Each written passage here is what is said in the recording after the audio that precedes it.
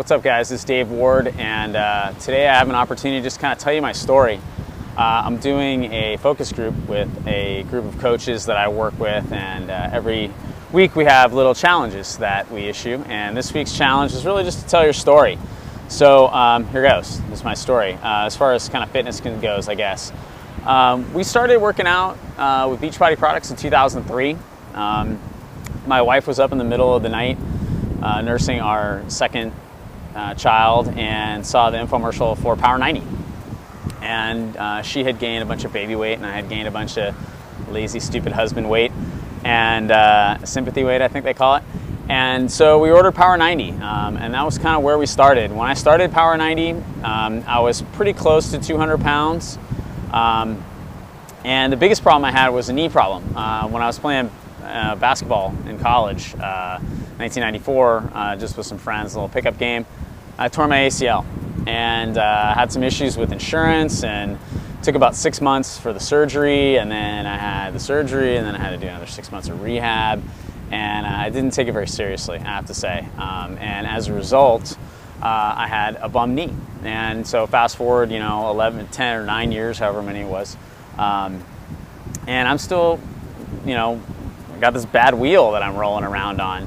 I was playing golf then, and I have to wear a knee brace to play golf, and that was kind of embarrassing. I couldn't, the thought of doing squats is just not happening. I mean, that was just a ridiculous thought. And when we started Power 90, I really wasn't sure I could do it. I knew I could do the cardio part because I was still playing basketball, even though I had this big robo brace at the time. But we started doing squats and stuff like that, and I was really concerned about my knee. And but I did it. I modified. I got through it. I just made whatever modifications I needed to make, and then we did P90X right after that. That came out in 2004, and we did P90X, and it was brutal. I mean, I remember the first time I did plyometrics. I told my wife Monica, I can't do this. We're gonna have to find something else to do. And for a while, we did Cardio X because I just couldn't do plyo. It was too painful for me. Legs and back was a nightmare. I mean, doing the squats and legs and back and the wall sits, I mean, it just was awful for me. But again, I just kept listening to Tony and the other people on the DVDs who just kept telling me modify, modify, modify. And I did, and I modified things. And the further I got with P90X, the better I felt. And I noticed that my knee stopped hurting. And what happened basically was that I didn't have to rely on the artificial ligament anymore. I was able to just now focus on, my muscles were stronger, and so my muscles could support the knee joint rather than the ligament, or this artificial ligament supporting the knee joint. And so that was a major life-changing thing for me because I was in serious pain. We lived in the Northwest at the time, and when the weather would change, I mean, things like that, you don't even think about if you don't have injuries like this, but when the weather would change, my knee would just go poof, and I'd be like, okay, ice bag, Advil, and gobbling down Advil like it was going out of style. And it was tough there for a while. And then in 2006, we moved to Phoenix, and I got a job working for this huge mega law firm, and they were trying to kill me, I think. At least that seemed like their goal, given the way that they were treating us. And I gained about 30 pounds back. Pretty much everything that I had lost, I gained back in a year. I mean, I just went, eating whatever was on my secretary's desk and everything else. And I just totally lost sight of all this stuff, this big change that I had made in my life, and it just slipped completely backwards. And I remember it was January of 2007. I started talking about it during Christmas, as I think a lot of people do, and going, okay, this is going to be my year, and I'm going to do it. And I really did. I mean, I was a New Year's resolution person that ended up sticking with it. And I went right back to where I started, and I did Power 90. And I did Power 90 for about 45 days. Because I realized I wasn't that out of shape. I had just gained a lot of weight that I needed to lose. So I did Power 90 for about 45 days, and then I did the Power 90 Master Series. And I did that for quite a while, and then started to get into P90X. And so, was full blown in the throes of a round of P90X in the fall of 2007 when my dad got really sick, and my dad moved to Phoenix to be with me, and he was there for about 30 days before he passed away. And I remember sitting in his hospice room doing shoulders and arms. I had some bands and I was doing shoulders and arms, and my cousin walked in and she must have thought I was completely nuts, because I'm sitting there working out while my dad is, you know, waiting to die basically. And the thing about it for me was that it was the only stable thing I had in my life at the time. That was it. I had P90X, and that's what I did every day that kept me sane. You know, it was like that 1 hour a day where nobody was feeling sorry for you, and you know, nobody was you know, wanting to console you, or there wasn't some doctor sticking a chart in your face. It was just Tony and me and some bands or some weights or a plyo mat or whatever, you know. And so it really helped me to get through all that. Then in 2008, I did P90X Plus, and I finished that right before Easter, and we were in Easter party, and I was talking to some people, and they're like, well, you're in pretty good shape. And they were all triathletes, so they're like, well, you know, what races do you do? And I'm like, I'm not a triathlete, you know, I just work out. I do P90X. And these guys are like, oh, that's not really a workout. And I was like, oh, really? Well, let's see how many push-ups you can do. And I rattled off a ton of them. I was like 75 or something, you know, and these guys, you know, they don't do push-ups. They swim and stuff, and they're in great shape, but they weren't, you know, doing push-ups. And so they said, well, that's great and everything, you can do 75 push-ups. That's not really a measure of your fitness. So why don't you do a triathlon? I was like, all right, well, when's the next one? Oh, well, there's one in a week. All right, what's the distance? It's a 500-meter swim, a 12-mile bike ride, and I think it was like a 3.2-mile run, like a 5K, you know, 3.1, whatever it is. And I was like, all right, I can do that. And they kind of was like, you're nuts, like you can't do that, you haven't trained or anything. And I was like, yeah, I know. You know, I grew up here actually, so I can swim, and you know, I won't drown or anything. And then I'll get on my bike and I'll ride my bike, however long that takes, and then I'll run, no problem. Never really run before, but you know, my knee's in good shape now, so I figured I could do it. So I went and did this triathlon, and I just got hooked. You know, the bug bit me, and big time. And I signed up right away. That night, I went and I signed up for the San Diego International, which is still my favorite race. I didn't get to do it this year because it was the same day as our Beachbody Summit, which is our annual convention. But I've done it the previous 4 years or 3 years, however many years it was. Anyway, so went and did that race. Did a bunch of other races in 2008, 2009.